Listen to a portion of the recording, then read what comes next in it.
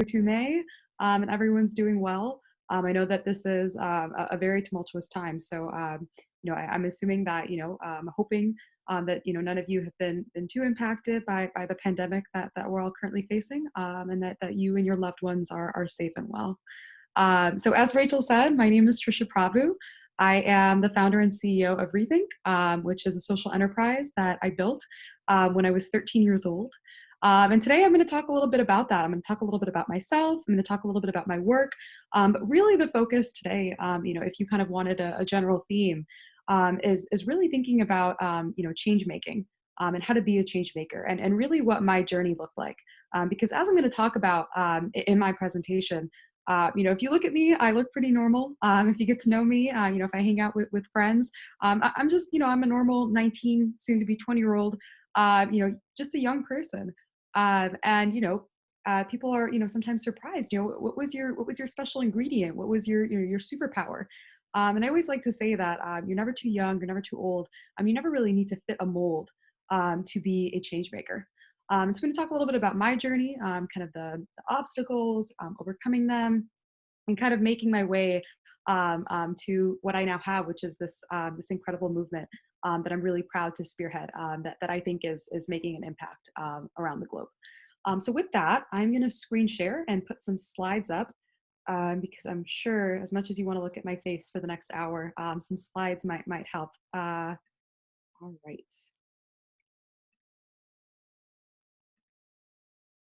Okay. And here we go. All right, can everyone see? Just a thumbs up so I know things are working. Awesome. Okay. So with that, I want to start with just a little bit about myself because I think it's super important. If you're going to spend an hour taking advice from me, you should probably know a little bit about me. I am 19 years old. I'm a sophomore at Harvard University. So at Harvard, I study government on the tech science pathway, and basically that's a little bit about understanding how technology is affecting society and vice versa, trying to understand how as a society we can confront some of the problems that technology presents. And so as you're going to hear, I'm very passionate about that space and about that topic. But both in the work that I do, but then just generally because there are a lot of issues, I think especially in the last decade that have become a lot more prominent on Americans' minds as issues that technology presents. And so, we're really interested in studying that and understanding, how we can make effective change in that space. So I'm originally from Naperville, Illinois, which is where I'm currently at. I'm in the suburbs of Chicago. And so I was born in Illinois, raised in Illinois. I'm an only child. And so it was always just me and my parents. And so I'm really from here and really proud to say that I was made in the Midwest. But I'm very jealous. I'm sure a lot of you are calling in from Florida and our weather is not as nice as yours. So a little jealous of y'all there. But that's a little bit about my background. And then this is kind of the point that I want to start with and I want to highlight is, at 13, which is about when this journey starts for me, I never thought that I would be building a tech company. I mean, of all the things that I envisioned for my high school years, like building a tech company, traveling the globe, giving talks, trying to make a product that could solve a really important societal issue, like those were nowhere, near the top of my bucket list. They were just nowhere on my radar. It wasn't something that I thought that I could do, or I thought was, something I was capable of. I looked around myself, and looked at folks at Silicon Valley and thought, that's not what a social entrepreneur looks like. Because it's not a very diverse space, especially in the tech entrepreneur world. It generally is very homogenous, and there aren't a lot of brown women who are 13 or 14 years old building technology products and spearheading social movements. And I thought, it wasn't really on my radar ever. And so I share that because I think some people think that you always need to know, or that superheroes or change makers or folks who do work that they're really passionate about, they've always known, when they were 5, they were geniuses with like genius IQs who were like, building these things, and it just like could not be further from the truth. I always like to say that, I never had a lab coat. I never had Albert Einstein's hair. I very much was just a normal young person who really, really cared about an issue. And I'll talk a little bit about why on the next slide. But I was just as normal can be.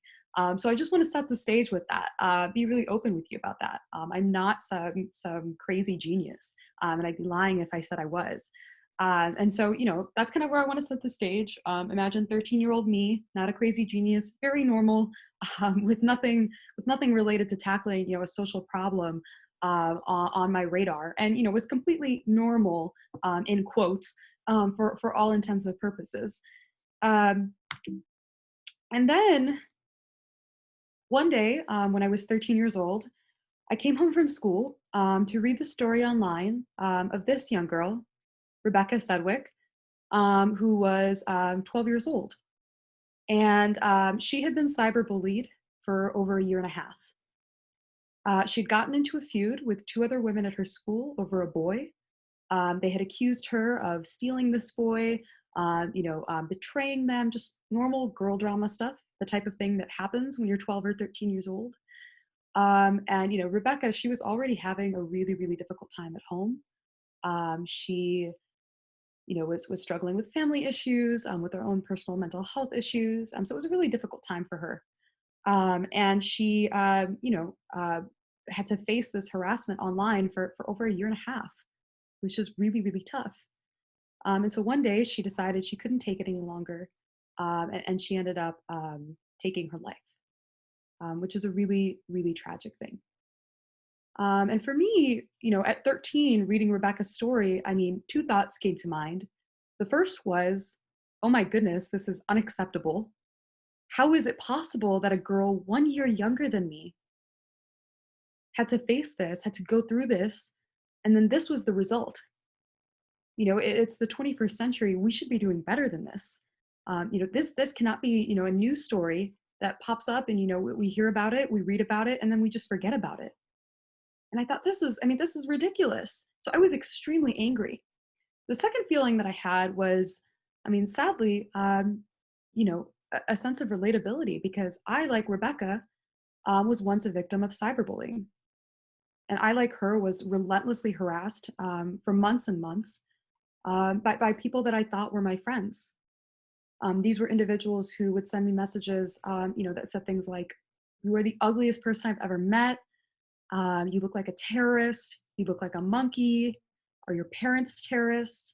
And I grew up in a town that was very homogenous, especially when I was younger. That's what the demographics were like. And while I'm very grateful to have spent my childhood here, it also meant that you took one look at me and you immediately knew I was different, because I didn't look like the folks that I went to school with, and so it made me a target. Eventually, my experience as being cyberbullied came to an end. I was able to push past all of that, and restart my life, so to speak. And part of what I wanted to do when I did that was forget that it had ever happened to me.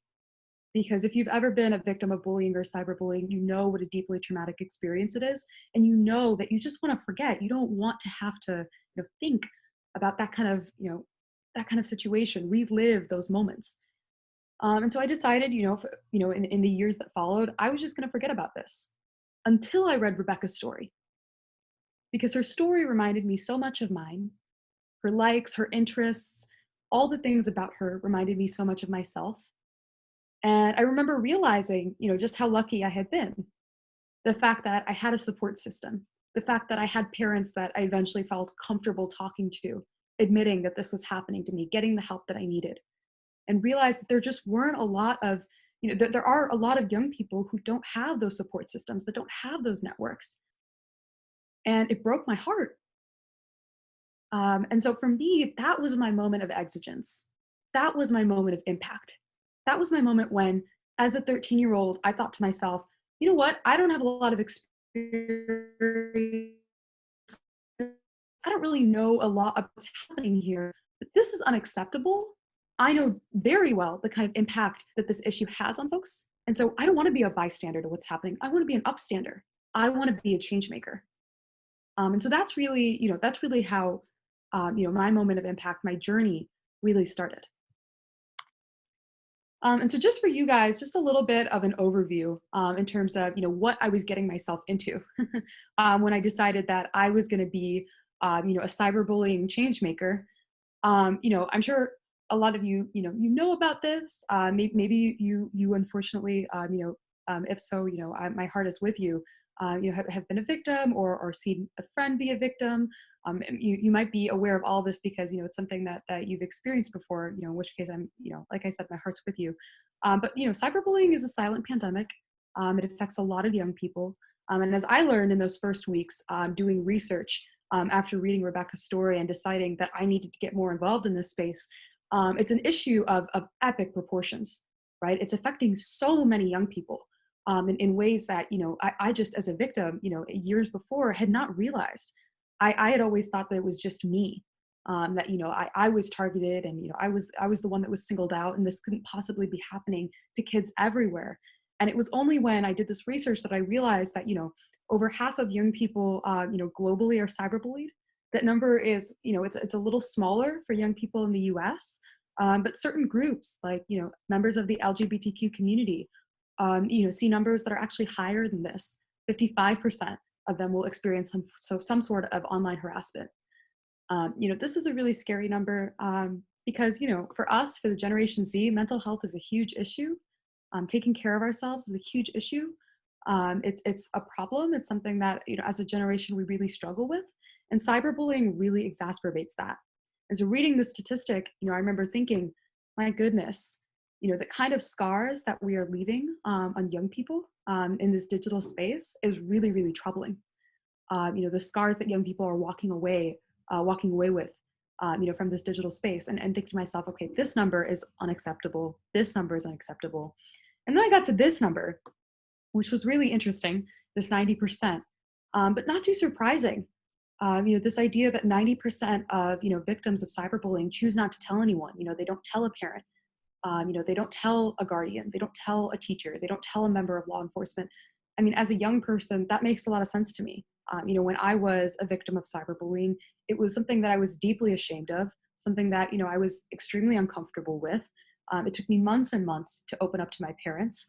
And I did everything that I could in the interim to hide, to hide everything from them. The fact that, I was sad, the fact that I was being targeted, the fact that I was being harassed, all that they saw was, their daughter, except her grades were slipping and she didn't seem to be interested in the same things that she used to be interested in, not as passionate and happy about life as she used to be, right? So they didn't have, a really good sense for what was going on. And the fact that, that's the case for a lot of young people, not super surprising to me. And then this last number, the fact that 1.8 billion young people globally are at risk for something like this, and that number, more and more is becoming concrete as we spend increasing amount of times online, especially in periods like this, during COVID-19 quarantine, but also as, young people get more and more access to digital devices. We're on phones all the time. I'm super guilty of it. I won't pretend to be a saint. I mean, I spend literally, probably almost like every minute of every day just between school and socializing with my friends, or at least trying to see my friends. Now that I can't see them in person, I literally spend almost, every minute of every day on my laptop or phone. It's what it is. But that means that, there's a huge risk, for young people to be targeted. And, I'm sure you guys know that just as well as I do.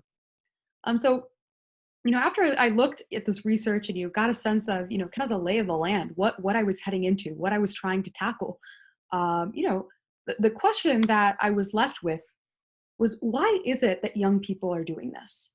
Because as a young person, at that age, being 13 or 14 years old, I was like, I really don't think that young people are bad. I don't think that young people are naturally horrible. That seemed wrong to me. When I talk to older folks about, why do you think young kids are cyberbullying? Oh, kids these days, they're so, they're so unfiltered. They don't have the same mannerisms that we did. They don't know right from wrong, blah, blah, blah. And I don't know, I took issue with that because as a young person, I think that, at 13 or 14, I felt like I had a pretty good grasp on what was right and what was wrong.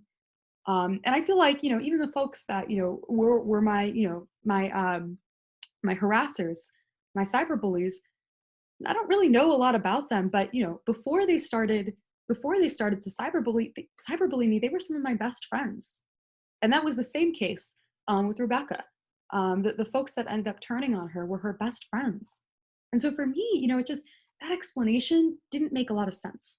And so I wasn't really sure what the explanation was, but I knew that this conventional wisdom that I just often heard, it didn't fit right. It didn't seem right. And, I took issue with that. And so I thought, okay, let me go back to the drawing board and let's do some research. And so I actually did have this huge piece of paper that I had on the wall of my room.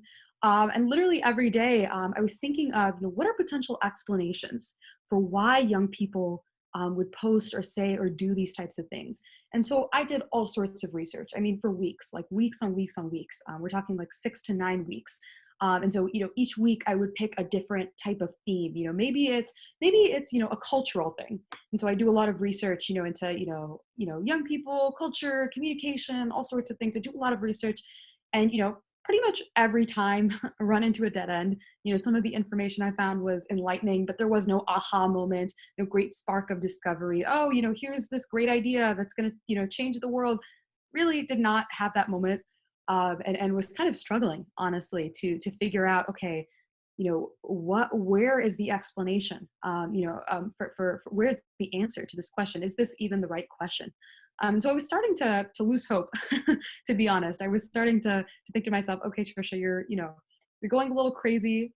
This was a good initial, this was a good foray into something different. You tried to, tackle cyberbullying. It's not actually going to work. Just give up. This is kind of stupid. That's what I thought to myself, until one of those very last weeks that I stumbled upon an article about the brain. And so that week I had been looking into the adolescent brain. That had been kind of my theme for that week, in terms of, investigating why is it that young people are so willing to post these messages online. And so that week I was looking at the brain, and I found this really interesting article, and it was called "The Teenage Brain is Like a Car with No Brakes." And the reason I clicked on it was because I found that kind of offensive. I was like, what? No, like, my brain's fantastic. I realized later what it was that they were talking about. They were actually thinking about brain development, and the way that the brain develops. So our brain, if you didn't know, actually develops from the back to the front. So we start back here, which is where your vision skills are located. So obviously, some of the first skills that you have as a very young baby is the ability to see, to hear, to smell, all that stuff. And then as we move all the way to up here, the prefrontal cortex, as it's called, um, the brain slowly develops from back here to all the way up here. And this prefrontal cortex, it controls decision making, impulse control, the ability to handle difficult situations, emotional situations. That's really what this part of the brain is about. Now, what was really interesting that this article kind of led me to understand is your brain isn't actually fully developed until you are around 26 years old. So it takes your brain 26 years to be fully developed. And that's part of some of the reasoning that lawmakers have when they pass laws that say, for example, you can't drink until you're 21. Some of the reasoning for that is your brain isn't developed. So it's just, it can be really harmful in more than one way, not just physically, but neurologically. But what was really interesting, I found, is that 90% of this brain development takes 13 years. So imagine you in 7th grade. 90% of your brain is developed. But it's going to take another 13 years, so the same length of time, just to develop this front part of the brain. And I thought, wow, that's so interesting. Like, what is going on up here? And of course, that's when I learned the prefrontal cortex, it controls these decision-making skills. It controls, this rash, impulsive behavior, that young people often engage in. And that's part of the reason that young people struggle to make decisions. And I don't mean that as an insult. I mean that honestly as an admission. As a young person, I often find myself in situations, and maybe you relate to this, where I'm thinking, I do something, I don't do a homework assignment, I say something to a friend, I say something to my parents, whatever it is. And then like 5 seconds later, I'm like, why did I do that? That was so stupid. like what was I thinking? And it's like, I didn't even think in that moment. It was like, I made a decision and it was a bad decision. And I know now that it was a bad decision, but I can't really take it back. I have that experience a lot. And it was kind of, doing this research, thinking about brain development, thinking about that experience in that moment, and thinking about how a lot of young people probably have those experiences, that I had my aha moment. I had that moment, that spark. And I thought, oh my goodness, hold up. So let me get this straight. We're giving young people technology, devices, the power to, say whatever it is that they want on the internet. And as a young person, I know that my brain isn't equipped to actually be responsible and think through what it is that I'm going to say. That seems that seems kind of wrong. The fact that we would give folks, technology, young people and old folks, who say plenty of nasty things on the internet too. The fact that we're giving people technology, that allows them to reach millions of folks, impact folks' lives, and they're not really well equipped to actually think through the consequences of their decisions. I was like, that seems like an issue. And so that's kind of when I came up with this idea. And basically, I named it ReThink. And I thought to myself, what if I gave young people the chance to rethink what it was they were about to say online? So, like, what if I was on Twitter and I was about to tweet something out like, you are so ugly, and my keyboard could actually detect that what I was about to say was offensive and went, whoa, hold on. Are you sure you want to say that? You could be hurting someone. How would that impact, the behavior of adolescents and young people? I was really curious. I was like, would this work? Was this a good idea? This could be a really great way to kind of capitalize on what we know about the teenage brain, about the way that the teenage brain develops. Capitalize on the fact that as young people, we just really struggle sometimes, to think through the consequences of our actions. But as a young person, I didn't actually know if that was going to work. I'm not naive. I'm pretty well aware of the fact that young people may have just blown it off. I'm going to just been like, this is stupid. Don't tell me what to say. I'm going to post whatever I want. And so, that brought me to another issue. Now along this change making process, I had, this moment where, I realized there was a problem I wanted to solve. I had my moment of impact, right? I did a bunch of research. It was super tough. And now I had an idea, but I wasn't actually sure if the idea was going to work, because I was being realistic. And so I decided to do more research. Specifically, I decided to test the idea. And so what I did is I ended up, I'm a coder, but by trade. I love coding. I love computer programming. It's kind of my tool in my toolbox. And when it came time to try and test the solution, it was the tool in my toolbox that I kind of reached into my toolbox. I pulled the tool out and I said, okay, this is what I'm going to use to try and test this idea that I have, this potential solution to cyberbullying. And so what I did was I ended up computer programming these two websites, and both of the websites resembled social media like Facebook or Twitter.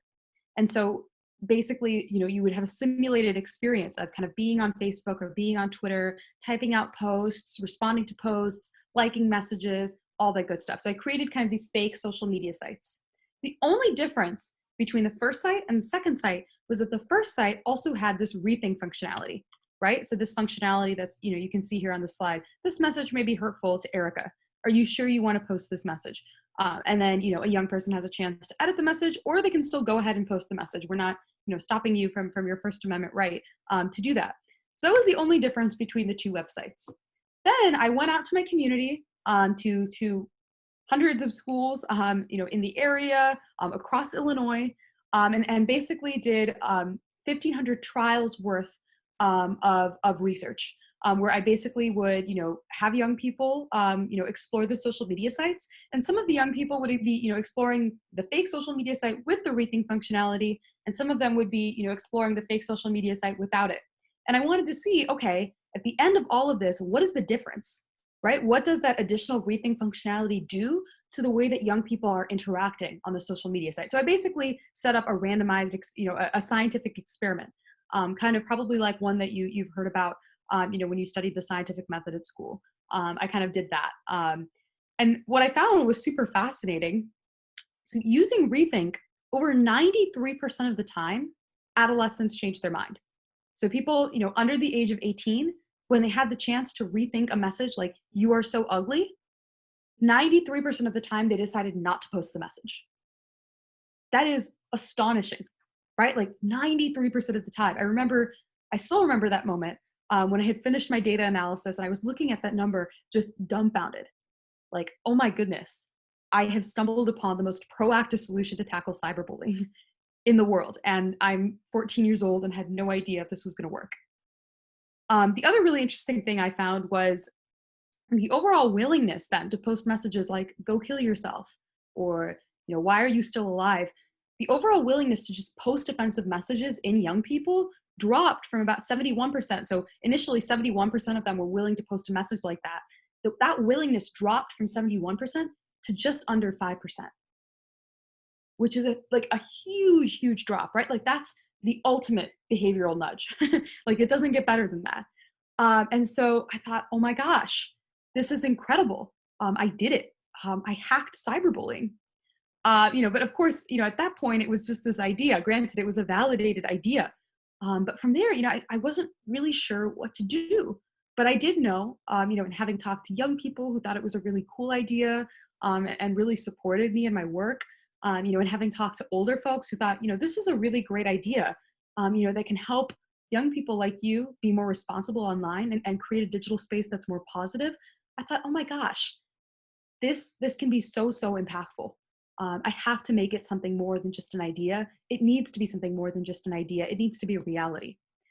So I went ahead, I patented the ReThink concept, and I ended up building the ReThink technology, which you can actually now download onto your mobile phone.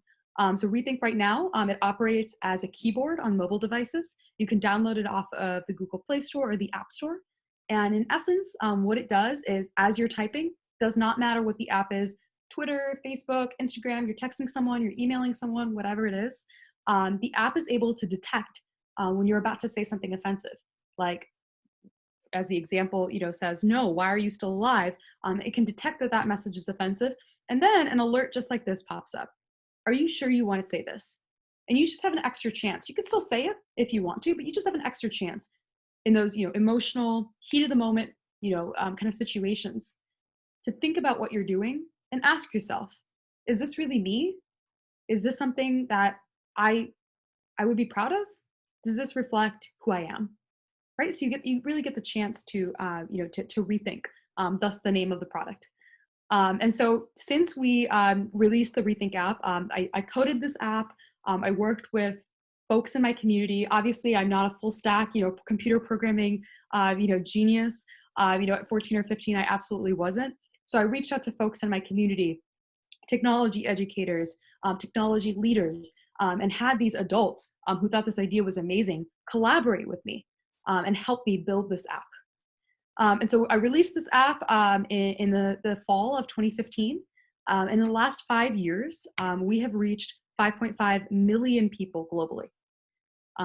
Those numbers are projected to be up to 10 million in 2025, which is incredible. And ReThink has become so much more than a technology. As you can see on the slide, it's become a movement.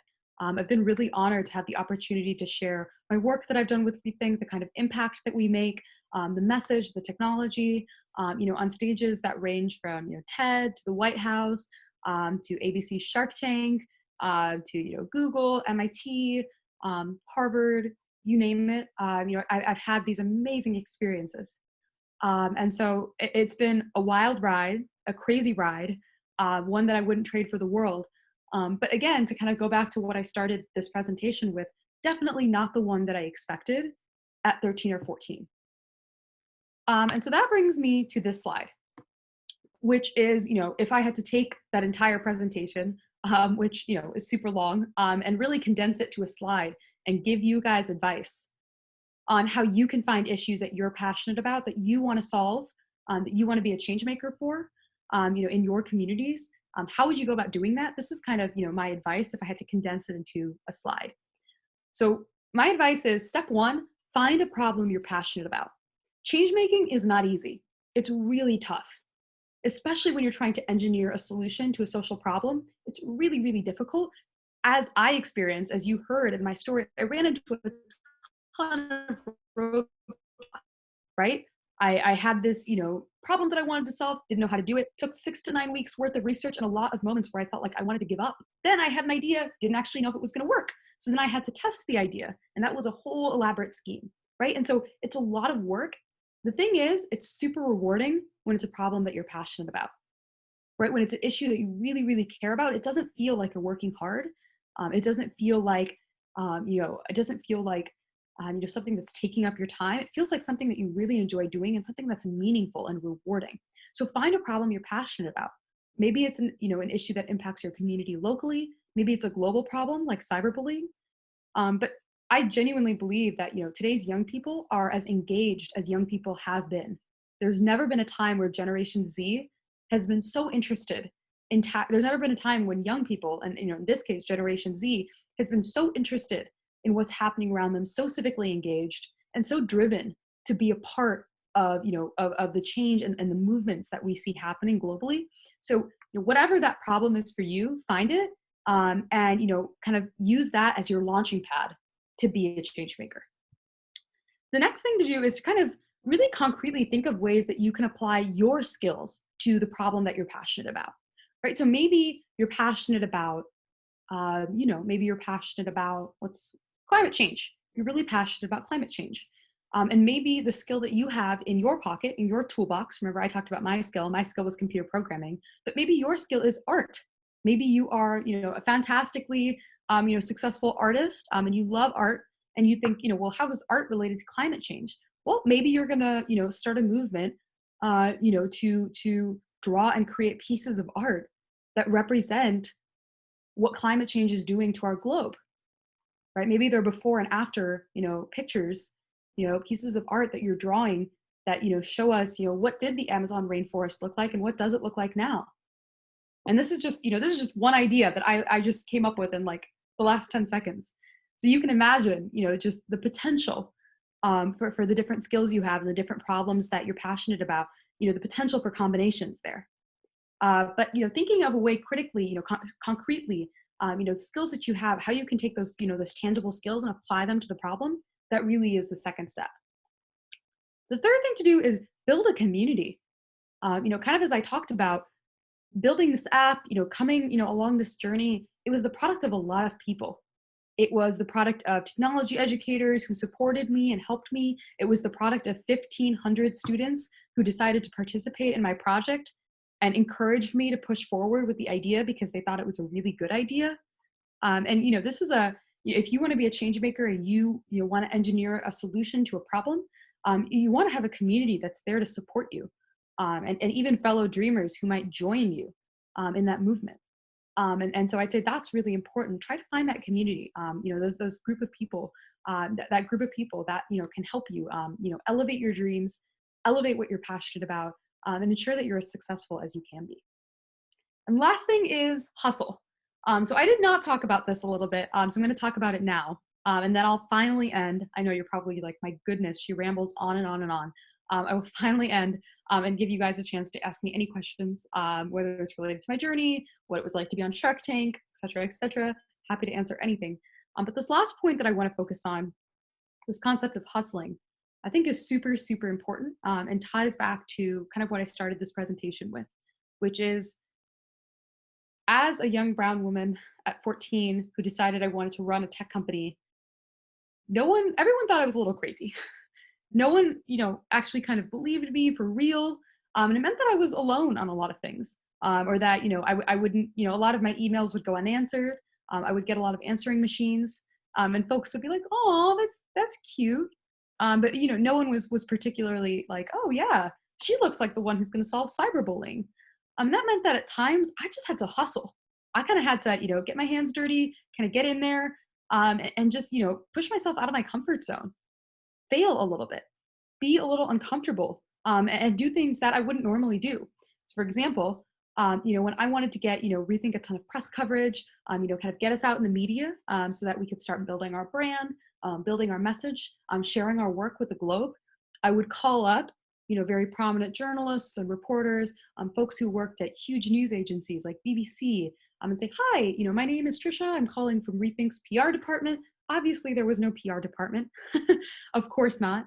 There was no, huge team. There is today. There wasn't when I first started. And I would just call and say, "Hi, I'm calling from ReThink's business department, and how are you today?"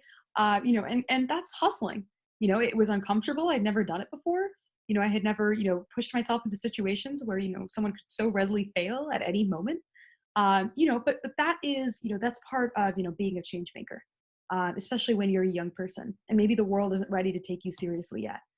If you make them take you seriously, if you give them a reason to take you seriously, there's no reason that they won't, and there's no way that they will. So being willing to hustle, get out of your comfort zone, can be tremendously impactful. Okay, so that is that. That's my presentation. I hope that you guys found that interesting, impactful, inspiring. I am now here to answer any questions that you may have about my work, about the experience of building it, and any questions you have about change making generally. Thank you so much, Trisha. I just wanted to remind everyone that if you have a question or a comment, to please go ahead and type that into the chat box. You can do that on Facebook as well, or here on Zoom. We will see all of those. But again, as we're waiting for people to be able to type those in, Trisha, would you mind taking one of my questions to start with? And then we'll turn it over to everyone. Yeah.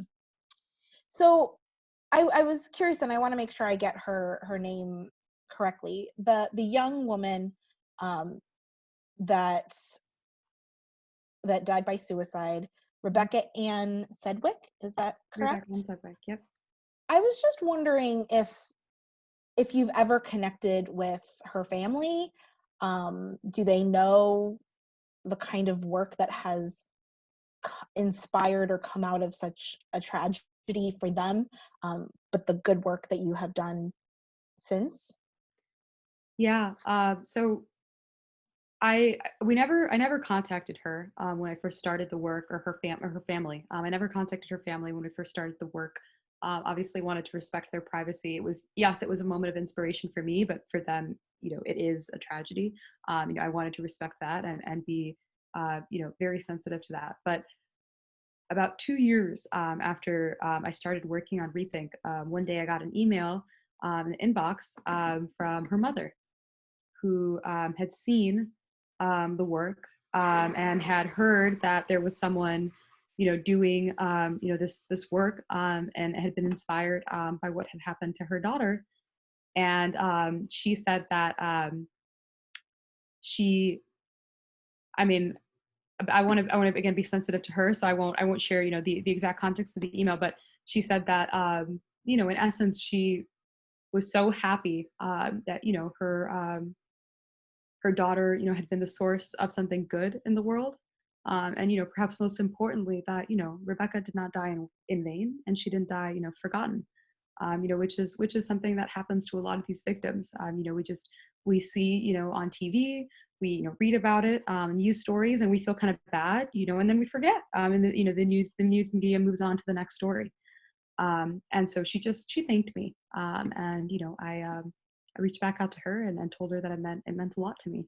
But it's moments like that that I think you really feel the why of the work you're doing, and that is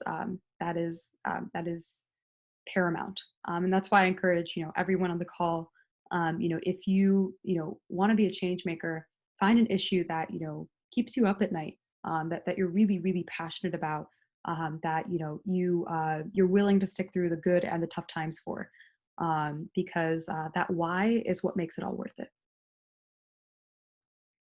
Okay, so I think we have some questions. Yes, so we're public school officials. Happy to. Yes. Well, thank you so much. First of all, in terms of, so I didn't talk about this a little bit in my presentation, wanted to focus a little bit more on my journey. But in terms of how we actually make ReThink available to communities, so we work with schools, and we also work with parents. And so for schools, we actually provide schools our ReThink program, which is a program that brings the ReThink technology and our ReThink curriculum, which is tailored to different grade levels, 12, to schools, so that they can educate young people on digital citizenship. They can educate young people on cyberbullying, and bullying, and they can have that technology on school devices like Chromebooks or iPads. And so we have that program for schools, and you can find out more about that on our website, and which is, I'll put it in the chat box right now, as opposed to saying it out loud because I feel like that's not very helpful. And so we'd love to hear more from you, and I would love to work with you to make ReThink a reality. That's something that we do all the time, and I think schools have found especially impactful during COVID-19, when a lot of young kids have been, using those devices, those school devices at home for extended periods of time, and that's really become their lifeline. And it's super important then to have that kind of technology, and definitely that kind of education to be able to responsibly interact with those kinds of devices. Yes, that's a really great question. The question being, how are young people encouraged to download the app? And maybe that's a question that some of the young folks on the call are wondering too, which is like, okay, cool idea, but also like none of the cyberbullies I know would ever go onto the App Store and download the ReThink app, which it makes a lot of sense intuitively. Like, why would someone do this? And the answer is twofold. So one, like I said, we work primarily with schools and parents. And so that's kind of how young people are encouraged to download the app, is kind of through those channels. Those are kind of what we like to call digital parents, educators, and parents or guardians. They're digital parents. They're the ones who are kind of helping cultivate young people's online experiences. And so we want to work with them to try and kind of push our technology, our message, and kind of our mindset, which is rethinking, whatever you're saying, to the young people in their lives. So that's kind of, one element of it. But the second element of it is, I think young people think it's a cool idea. Surprisingly, you'd be surprised. Especially because it's not mom or dad, taking your phone and reading your messages while you're asleep at night, which some parents, that is how they digitally parent. But it ends up being a source of contention. It ends up being, kind of a buffer for a lot of conversations that should probably be had, but aren't being had. And so for a lot of young kids, they hear, oh, you have two options. Option one is, your parents are going to come in and read your texts. Or option number two is, there's going to be this keyboard on your phone that, just gives you a second chance to think about what you're doing, and will help you build skills to make better decisions, both online and offline. And they think, okay, yeah, I'll go with the second one. So, there's definitely, I think, that cost benefit analysis. But honestly, I've been surprised in talking to a lot of young people, and I hope, some of the young people on this call feel this way, but, I've been surprised talking to young people around the world by just how self-aware, and, I guess I shouldn't be as a young person, but just how self-aware we are. It's like a lot of young people I talk to say, well, yeah, of course, I do and say all sorts of stupid things, and then I wish that I could take them back, but, it's already been screenshotted, or it's already been forwarded 1.5 billion times, and, there's nothing that I can do, and I feel bad. And yeah, I wish I had a chance to really rethink what I was doing, or, just had a chance to not be stupid, and not make that decision that, I'm going to feel bad about later. So it's kind of a combination of all of that. Of course, that is kind of the biggest weaknesses of the solution, is that, there isn't necessarily an incentive for a young person to download it. But I think part of that is, changing our culture around how we see ourselves in terms of like being citizens of the internet. Like right now, there isn't a really great culture around, owning everything that we say online. But, as we change that culture, hopefully, we will be able to also change the culture around, willingly adopting solutions like this. Okay. Yeah, absolutely.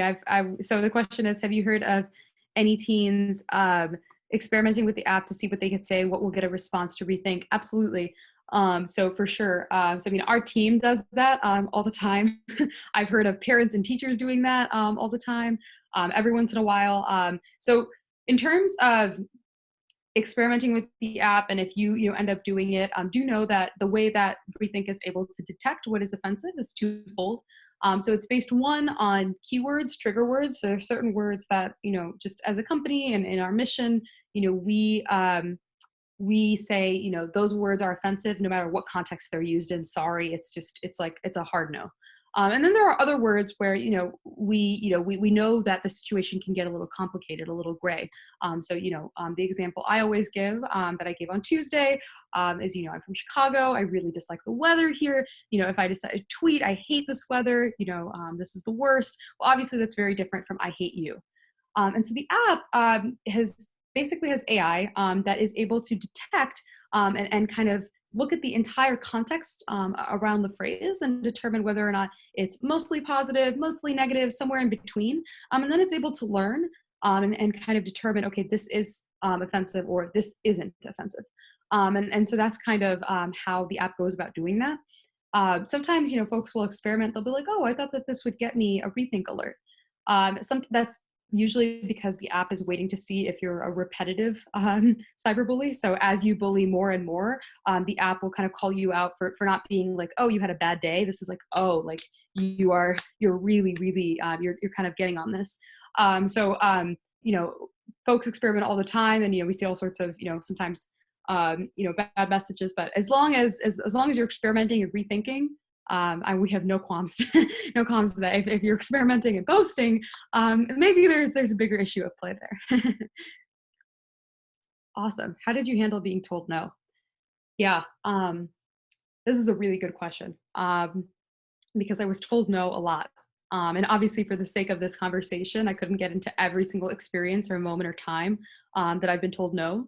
But I've been told no a lot. And it was really tough for me. And I think especially because, and I talk about this a lot, in speeches and talks that I do, but I think especially for young women, we are conditioned by society, just to take failure so much more hard, just take it really, really hard. Research finds that men apply for jobs that they have 60% of the skills for, but women apply for jobs that they have 100% of the skills for. And that's partly because of the way that we're conditioned to handle failure. And so, as a 13-year-old who was still trying to figure out who I was, who kind of used society as my mirror to figure out who I was. And then also as someone who, just didn't like the feeling of failure and, didn't fail a lot, honestly, because I didn't like putting myself in situations where I would fail. Being told no was really, really tough. And, it was harsh. Like I just walk into a room, maybe I was meeting with the VC and, they'd just be like, we just don't think this is a good idea, but thank you for your time. And that's, it's tough. And so how did I handle it? Honestly, part of it was definitely my support system, which is why I include that on that slide, finding a group of people to support you when it's difficult and when it's easy. That's super important.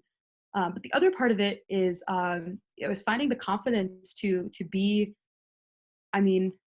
sometimes people say that confidence is arrogant, but I think that if you want to be a change maker, you need to be like 200% confident in yourself and 200% confident in what you believe is your solution. And so there were a lot of people who said, this isn't the right idea. This isn't the right time. You're not the right person. This isn't the right moment. This isn't the right platform. This isn't the right technology. This isn't the right rollout. This isn't the right date. This isn't the right design. I could go on and on and on and on to the end of the world. I just had to really, really, really believe in myself. That's definitely a skill, and it takes it takes a lot of fortitude, to have that kind of confidence in yourself. But I think a lot of young people, I included, definitely wasn't the most confident as a young, as a young kid growing up. And I would just say, like, if you have an idea and you think that it is the one, you need to believe in that, like 200%. So trust yourself, believe in yourself, and, give yourself the pat on the back that you deserve. And when someone says no, politely smile, say thank you, and keep walking, and keep going. Because, there are a lot of naysayers in the world. And if all the people who have changed the world listen to them, we would not be here today. You know what I mean? We would not be here today. So don't let those people be the thing that stops you. If there's something that's going to stop you, don't let it be those people. Are there resources or suggestions or tools within the app for those individuals? And also the terminology. Yes, those are two really great questions. I'll start with the first question. So the first question is, are there resources or suggestions or tools within the app for those individuals that need to learn how to restate things or express themselves? So not within the app, but within the curriculum that we provide to schools, especially younger folks, especially when you're still kind of learning how to articulate yourself. So elementary school, we have exercises. Students will kind of go through messages, go through potential conversations with friends, digital conversations and in-person conversations, and kind of think through and talk through what are ways that I could potentially kind of reshape, this kind of message. Or, maybe this is a really difficult situation. For example, hypothetical, your friend promises that you're going to go see a movie on Friday, and then at the last moment, your friend bails to go with the new kid school who you don't like. And then you're trying to understand, okay, well, here's one way that you could, potentially express your feelings about that situation. How can you rework that? Or how can you take a second and, possibly do what a lot of folks do, which is type out everything you're feeling and then not send, come back to it the next day, and really, find a way to make peace with the situation, right? And so we do that in kind of some of our curriculum, not necessarily with the app, but that's a really good point. Definitely something that we're thinking about is how do we make the app more of an educational experience. So for sure. And then in terms of, yes, slang, this is a really good one. Absolutely. So yes, when I was in middle school and high school, the big thing that teachers would always talk about is, oh my gosh, your parents can't even read your text because there's so much slang, right? Like even if they try to read the text, like they're not even sure what's happening. It's like, what are all these emojis? What are all these like, like acronyms? I have no idea. And so yes, the app can take slang into account. That's definitely perhaps one of the more difficult things to do, just because it's hard to learn new slang because it's not very intuitive. But that's something that, like, as a team, from a technical perspective, we manually work on, and that the app definitely considers. And I do want to also point out the app is available in both Spanish and Hindi. So if English is not your first language, you can also download the app in those two languages. We'll be releasing in French and Italian by late May, and German, I believe, by June, which is super exciting. So if English isn't your first language, you can turn to it, and slang is accounted for in those languages as well. But it's difficult. We work with a lot of language experts, dialect experts. We're, here in the U.S., there isn't a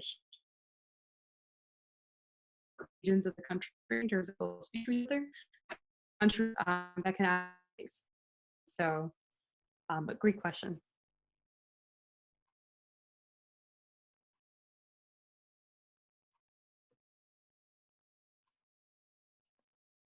I'm sure I talked all the energy out of you. Like I you was gonna came in say with a lot of it, and then I talked it all out of you, I'm sure. we have about 2 minutes left. So if there were any last questions, to make sure that they come in right now. And there is one. Absolutely. Yeah, who supported my idea? Who supported me on Shark Tank and believed in your idea? So yeah, I mean, I'll talk a little bit about my experience because it was a little surreal. So I was 16 when I went on Shark Tank. I flew out to LA, Universal Studios, which is where they film all the episodes, and also where Gone with the Wind was filmed. For a fun fact. And it was a very I always tell this story because it's kind of funny in retrospect, but when I was walking down the hallway to like the little area where all the sharks sit, I don't know why, but in my mind, when I had rehearsed it beforehand, I just thought the music would be playing. And so I felt very out of sync, like the Shark Tank theme music. I thought it would be playing and then it wasn't playing. And I just was very out of sync as I was walking down the hallway. But no, when I got there, for context, you actually spend about 3 hours in the tank, 3 or 4 hours, probably up to 5 hours if it's, if it's a huge conversation, and then they're going to edit that down to 10 minutes, and so that's what you'll see on TV. But I spent 3 hours in there. It was extremely hot. They can't do any air conditioning because it actually picks up on the cameras. And I pitched my idea and kind of hoped something would stick. And was super excited. Both Mark Cuban and Lori Grenier went in for 20% for $100,000, which is exactly what we came in to ask for. There were also a lot of other fun offers that came my way that never made it to TV, that I won't share. For respecting the sharks and confidentiality. But it was super surreal and a lot of fun. And I think in terms of why Mark and Lori specifically, Mark obviously has a huge tech background, and so this kind of technology. This idea that we can solve an issue caused by technology using technology is definitely something that appeals to him. And then I think Lori is really building movement, building conversation around issues. And so then, with the technology component, with cyberbullying, really came together and went in on this. But yeah, afterward, it was just, I like wanted to sleep for a week. I was so, I was so mentally exhausted. I was so just it was crazy. But yeah, it was a lot of fun. And yeah. And I think we're just about out of time. So thank you so much, Trisha, for spending your time with us today, but then also on Tuesday. That was very kind of you. And just so you know, I did receive quite a few messages after your first speaking engagement. And so you're continuing to do this really great work. And I think so it speaks to me and I think our work at the center, because knowledge is important, but putting that knowledge and passion to use. And we're really big on shifting behavior, right? And Yep. becoming active citizens and active upstanders and active change agents. So I appreciate you being here today to kind of be one of those points of inspiration and models for us. Thank you so much. And also, I also wanted to thank Lisa Bachman, because she's the one that connected us to Trisha. And what a valuable resource that I hope we can continue on working together in the future. I think our community really wants that and is sharing that. So thank you all. Absolutely. Thank you both so much. To everyone on the call, Lisa and Rachel are two incredible human beings who, care so much about, this content and, just this presentation today. I mean, this presentation was the product of their vision, for what could be impactful for the communities, knowing that this community needed this kind of conversation. And so, they reached out to me and I was just happy to come and support the work that they do. So thank you both so much. And thank you to the entire team and the center. For the impact that I know that you are all making. Thanks. And for everyone that attended today, we appreciate you being here. Not only are we going to try to convince Trisha to do some more work with us over time, but we also have some more events coming up. And actually, I'll put our link in the chat box for you. Even continuing on this conversation of cyberbullying, we're very, very lucky to be also connecting with PACER's National Bullying Prevention Center. And we will be having 2 presentations from them next week, both Tuesday and Thursday. Tuesday aimed at adults, parents, caregivers, educators, and then Thursday aimed at students. So please take some time to go to our website and make sure you register for those workshops as well. And we have lots of other events with the Holocaust Center, some teacher professional development, some guest speakers. So please be sure to check that out. And you'll probably be receiving an email from us very shortly with that information, as well as to get some of your feedback on today. So again, thank you all for being here today. And I hope you have a wonderful weekend. Bye.